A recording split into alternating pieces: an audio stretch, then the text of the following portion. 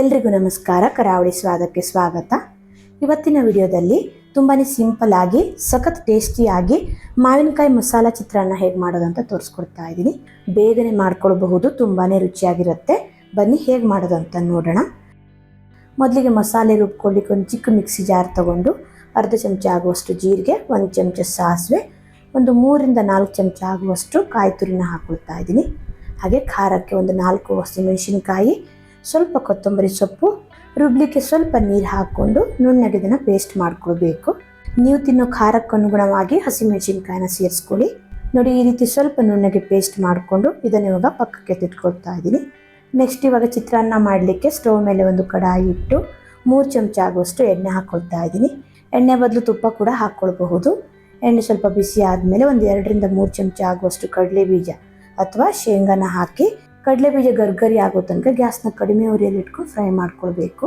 ನೋಡಿ, ಈ ರೀತಿ ಸ್ವಲ್ಪ ಕೆಂಪಗಾಗೋ ತನಕ ಫ್ರೈ ಮಾಡಿಕೊಂಡು ಇದನ್ನು ತೆಗೆದು ಸೈಡಲ್ಲೇ ತಿಟ್ಕೊಳ್ತಾ ಇದ್ದೀನಿ. ಕೊನೆಗೆ ಸೇರಿಸ್ಕೊಳ್ತೀನಿ. ಕಡಲೆ ಬೀಜನ ಲಾಸ್ಟಲ್ಲಿ ಹಾಕೊಳ್ಳೋದ್ರಿಂದ ಗರ್ಗರಿ ಆಗಿರುತ್ತೆ. ನಂತರ ಅದೇ ಎಣ್ಣೆಗೆ 1 ಚಮಚ ಕಡಲೆಬೇಳೆ, 1 ಚಮಚ ಉದ್ದಿನಬೇಳೆ, 1/4 ಚಮಚ ಜೀರಿಗೆ, 1/4 ಚಮಚ ಸಾಸಿವೆ, ಹಾಗೆ ಒಂದು 8 ರಿಂದ 10 ಆಗುವಷ್ಟು ಗೋಡಂಬಿನ ಹಾಕಿ ಗ್ಯಾಸ್ನ ಕಡಿಮೆ ಉರಿಯಲ್ಲಿ ಇಟ್ಕೊಂಡು ಸ್ವಲ್ಪ ಕೆಂಪಗಾಗೋ ತನಕ ಹುರ್ಕೊಳ್ಬೇಕು. ಗೋಡಂಬಿ ಇದ್ದರೆ ಹಾಕ್ಕೊಳ್ಳಿ, ಇಲ್ಲ ಅಂತಂದರೆ ಸ್ಕಿಪ್ ಮಾಡ್ಕೊಳ್ಬಹುದು. ನೋಡಿ, ಈ ರೀತಿ ಸ್ವಲ್ಪ ಕೆಂಪಗಾಗೋ ತನಕ ಹುರ್ಕೊಂಡು ನಂತರ ಚಿಕ್ಕದಾಗಿ ತುರಿದಿರೋ ಒಂದು ಅರ್ಧ ಇಂಚ್ ಆಗುವಷ್ಟು ಶುಂಠಿ, 1-2 ಒಣಮೆಣಸಿನ್ಕಾಯಿ, ಕರಿಬೇವು, ಹಾಗೆ ಸ್ವಲ್ಪ ಇಂಗಿನ ಪುಡಿನ ಹಾಕ್ಕೊಳ್ತಾ ಇದ್ದೀನಿ. ಶುಂಠಿ ಈ ರೀತಿ ತುರಿದು ಹಾಕೋದು ಬೇಡ, ಬಾಯಿಗೆ ಸಿಗತ್ತೆ ಅನಿಸಿದರೆ ರುಬ್ಲಿಕ್ಕೆ ಕೂಡ ಹಾಕ್ಕೊಳ್ಬಹುದು. ಇದೆಲ್ಲವನ್ನು ಸ್ವಲ್ಪ ಫ್ರೈ ಮಾಡಿಕೊಂಡು ನಂತರ ಇದಕ್ಕೆ ರುಬ್ಬಿರೋ ಮಸಾಲೆನ ಹಾಕಿದರೆ ಆಯಿತು.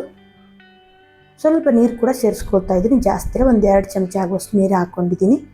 ಹಾಗೆ ಒಂದು 1/4 ಚಮಚ ಆಗುವಷ್ಟು ಅರಿಶಿಣದ ಪುಡಿನ ಹಾಕಿ ಚೆನ್ನಾಗಿ ಈ ಮಸಾಲೆನ ಫ್ರೈ ಮಾಡ್ಕೊಳ್ಬೇಕು. ಒಂದು 2 ರಿಂದ 3 ನಿಮಿಷ ಹಸಿ ವಾಸನೆ ಹೋಗೋ ತನಕ ಚೆನ್ನಾಗಿ ಗ್ಯಾಸ್ನ ಕಡಿಮೆ ಉರಿಯಲ್ಲಿ ಇಟ್ಕೊಂಡು ಫ್ರೈ ಮಾಡ್ಕೊಳ್ಳಿ. ನೋಡಿ, ಮಸಾಲೆ ಚೆನ್ನಾಗಿ ಫ್ರೈ ಮಾಡ್ಕೊಂಡಿದ್ದೀನಿ. ಹಾಗೆ ಸೈಡಲ್ಲೆಲ್ಲ ಎಣ್ಣೆ ಬಿಟ್ಕೊಳ್ತಾ ಇದೆ, ಹಸಿ ವಾಸನೆ ಕೂಡ ಹೋಗಿದೆ. ಈ ರೀತಿ ಮಸಾಲೆನ ಚೆನ್ನಾಗಿ ಫ್ರೈ ಮಾಡ್ಕೊಳ್ಳೋದ್ರಿಂದ ಚಿತ್ರಾನ್ನ ತುಂಬಾ ರುಚಿಯಾಗಿ ಬರುತ್ತೆ. ನಂತರ ಈ ಹಂತದಲ್ಲಿ ತುರಿದಿರೋ ಮಾವಿನಕಾಯಿನ ಹಾಕ್ಕೊಳ್ಬೇಕು. ಸ್ವಲ್ಪ ಉಪ್ಪು ಹಾಕಿ ತುರಿದಿರೋ ಮಾವಿನಕಾಯಿನ ಮಸಾಲೆ ಜೊತೆ ಚೆನ್ನಾಗಿ ಮಿಕ್ಸ್ ಮಾಡ್ಕೊಳ್ಳಿ. 1-2 ನಿಮಿಷ ಮಿಕ್ಸ್ ಮಾಡಿದರೆ ಸಾಕು. ಮಾವಿನಕಾಯಿ ಮಸಾಲೆ ಜೊತೆ ಚೆನ್ನಾಗಿ ಬೆರೆತು 1-2 ನಿಮಿಷ ಚೆನ್ನಾಗಿ ಬೇಯಲಿ. ಹುಳಿ ಕಡಿಮೆ ಇಷ್ಟಪಡೋರಾದರೆ ತೋತಾಪುರಿ ಮಾವಿನಕಾಯಿನ ಬಳಸಬಹುದು, ಚೆನ್ನಾಗಿರುತ್ತೆ. ನೋಡಿ, ಈ ರೀತಿ ಚೆನ್ನಾಗಿ ಮಿಕ್ಸ್ ಮಾಡಿಕೊಂಡು ಗೊಜ್ಜನ್ನು ರೆಡಿ ಮಾಡ್ಕೊಳ್ಬೇಕು. ಈ ಗೊಜ್ಜನ್ನು 1-2 ರಿಂದ 3 ದಿನ ಫ್ರಿಜ್ಜಲ್ಲಿ ಸ್ಟೋರ್ ಮಾಡಿ ಇಟ್ಕೊಳ್ಬಹುದು. ನಾನು ಸ್ವಲ್ಪ ಗೊಜ್ಜನ್ನು ಎತ್ತಿಟ್ಕೊಳ್ತಾ ಇದ್ದೀನಿ, ಬೇಕಿದ್ರೆ ಆಮೇಲೆ ಸೇರಿಸ್ಕೊಳ್ಬಹುದು. ಇವಾಗ ಎಷ್ಟು ಬೇಕೋ ಅಷ್ಟು ಗೊಜ್ಜನ್ನು ಇಟ್ಕೊಂಡು ನಂತರ ಇದಕ್ಕೆ ಹುರಿದಿರೋ ಕಡಲೆ ಬೀಜನ ಹಾಕ್ಕೊಳ್ತಾ ಇದ್ದೀನಿ. ಹಾಗೆ ಅನ್ನ ಕೂಡ ಹಾಕ್ಕೊಳ್ತಾ ಇದ್ದೀನಿ. ಅನ್ನನ ಫ್ರೆಶ್ ಆಗಿ ಮಾಡಿ ಕೂಡ ಹಾಕ್ಕೊಳ್ಬಹುದು, ಅಥವಾ ಹಿಂದಿನ ದಿನ ರಾತ್ರಿ ಏನಾದರೂ ಅನ್ನ ಮಿಕ್ಕಿದ್ರೆ ಅದನ್ನು ಕೂಡ ಹಾಕ್ಕೊಳ್ಬಹುದು. ರುಚಿಗೆ ತಕ್ಕಷ್ಟು ಉಪ್ಪು, ಚಿಕ್ಕದಾಗಿ ಕಟ್ ಮಾಡಿರೋ ಸ್ವಲ್ಪ ಕೊತ್ತಂಬರಿ ಸೊಪ್ಪನ್ನು ಹಾಕಿ ಚೆನ್ನಾಗಿ ಇದನ್ನು ಮಿಕ್ಸ್ ಮಾಡ್ಕೊಳ್ಳಿ. ಅನ್ನಕ್ಕೆ ಮಸಾಲೆ ಚೆನ್ನಾಗಿ ಹಿಡ್ಕೊಳ್ಬೇಕು. ಸ್ಟೋವ್ನ ಆಫ್ ಮಾಡ್ಕೊಂಡು ಚೆನ್ನಾಗಿ ಮಿಕ್ಸ್ ಮಾಡ್ಕೊಳ್ತಾ ಇದ್ದೀನಿ. ಕೈಯಿಂದ ಕೂಡ ಮಿಕ್ಸ್ ಮಾಡ್ಕೊಳ್ಬಹುದು, ಮಸಾಲೆ ಚೆನ್ನಾಗಿ ಹಿಡ್ಕೊಳ್ಳುತ್ತೆ. ಇನ್ನೇನು ಮಾವಿನಕಾಯಿ ಸೀಸನ್ ಸ್ಟಾರ್ಟ್ ಆಗಿದೆ ಅಲ್ವಾ, ಈ ರೀತಿ ತುಂಬಾ ಸುಲಭದಲ್ಲಿ ಮಾವಿನಕಾಯಿ ಬಳಸಿ ಮಸಾಲೆ ಚಿತ್ರಾನ್ನ ಮಾಡ್ಕೊಳ್ಬಹುದು. ಸಖತ್ ಟೇಸ್ಟಿಯಾಗಿರುತ್ತೆ. ಒಂದ್ಸಲ ಮಾಡಿ ತಿಂದರೆ ಮತ್ತೆ ಮತ್ತೆ ಮಾಡಬೇಕು ಅನ್ಸುತ್ತೆ, ಅಷ್ಟು ಚೆನ್ನಾಗಿರುತ್ತೆ. ನೋಡಿದ್ರಲ್ವಾ, ತುಂಬಾ ಸುಲಭದಲ್ಲಿ ಯಾವ ರೀತಿ ಮಾವಿನಕಾಯಿ ಮಸಾಲೆ ಚಿತ್ರಾನ್ನ ಮಾಡ್ಕೊಳ್ಬಹುದು ಅಂತ.